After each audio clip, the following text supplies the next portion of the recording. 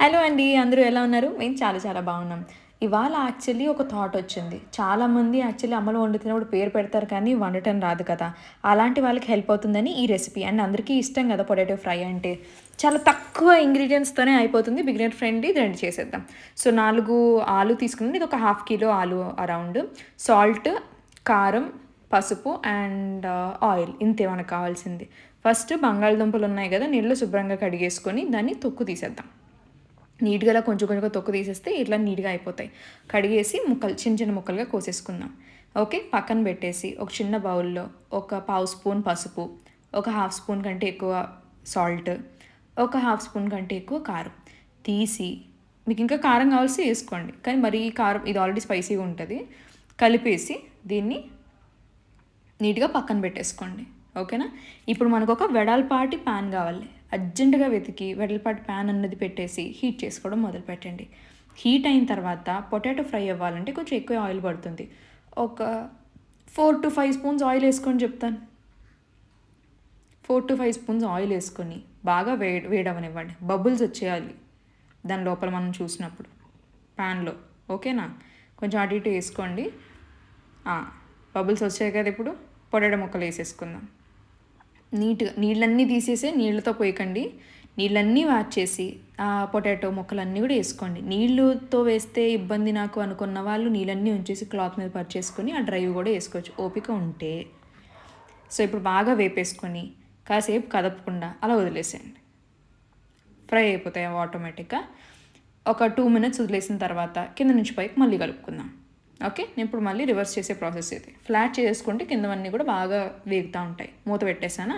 2 minutes తర్వాత ఇంకో ఇలా బ్రౌనిష్ వస్తుంది కొంచెం కింద. ఓకే. హై ఫ్లేమ్లో పెట్టద్దు దీన్ని. మీడియం టు హై ఫ్లేమ్లోనే వాడతాం మనం. కలిపేసుకుని మళ్ళీ మూత పెట్టేసేయండి. మళ్ళీ మూత పెట్టేస్తే అప్పుడు రెండో సైడ్ కూడా బాగా వేగుతుంది కదా. అది ఏ సైడ్ మనకు ఎలా తెలుస్తుందంటే అది అవుతుంది. మళ్ళీ అడగక్కర్లేదు దాన్ని. ఒకసారి బాగా కలిపేసుకొని మళ్ళీ మూత పెట్టేద్దాం. ఈసారి చూసారా అన్నీ కొంచెం ట్రాన్స్పరెంట్ అవుతున్నాయి. అవుతాయి. చాలా సింపుల్గా టమాటా పప్పు చేసుకొని బంగాళదుంప ఫ్రై తిన్నా, లేకపోతే చారు ఉత్తి చింతపండుతో చారు కాసుకొని బెల్లం వేసి ఆ చారు మరగబెట్టి అందులో బంగాళదుంప వేపుడు తిన్నా చాలా బాగుంటుంది. ఈ మధ్యన అది నాకు తెలిసింది. సో పొటాటో ఉడికిందా లేదా అని నేను టెస్ట్ చేసుకుంటున్నాను. ఆల్మోస్ట్ ఉడికిపోయింది పొటాటో. పచ్చి పచ్చిగా ఉందనుకోండి మళ్ళీ మన వంటను మనమే పేరు పెట్టుకోవాలి. సో ఇది ఆల్మోస్ట్ ఉడికిపోయింది కాబట్టి ఇందులో ఇందాక కలిపి పెట్టుకున్నాం కదా మసాలా పౌడర్ అంతా వేసేసి కలిపేసేయండి మొత్తం. పొటాటో తీసుకుని మీరు చిదిపినప్పుడు ఈజీగా చిదిగిపోవాలి మొత్తం. ఇన్కేస్ అవ్వలేదు అనుకోండి పచ్చిగా ఉన్నట్టు అర్థం. ఇంకొక 2 minutes మూత పెట్టి అలాగనే మగ్గించుకొని అప్పుడు వేసుకోండి పౌడర్ అన్నది ఇది. ఓకేనా.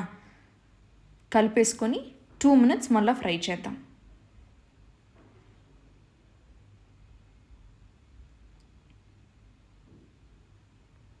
పొటాటో ఫ్రై అవుతున్నప్పుడు వచ్చే స్మెల్ అనేది చాలా బాగా వస్తుంది.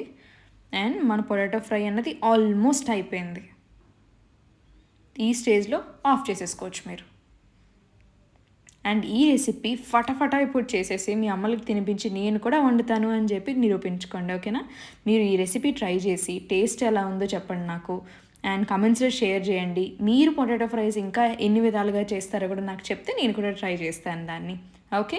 ఈ వీడియో కనుక మీకు నచ్చినట్లయితే thank you so much for watching it. And like చేసి షేర్ చేసి సబ్స్క్రైబ్ చేసి ఫ్రెండ్స్ అందరికీ కూడా పంపించి ఇలాగ దీన్ని చేయమని చెప్పండి. ఓకేనా. సో ఇది చల్లారిపోయిన తర్వాత ఇలా ఉంది పొటాటో ఫ్రై. నెక్స్ట్ వీడియోలో కలుద్దాం మళ్ళీ.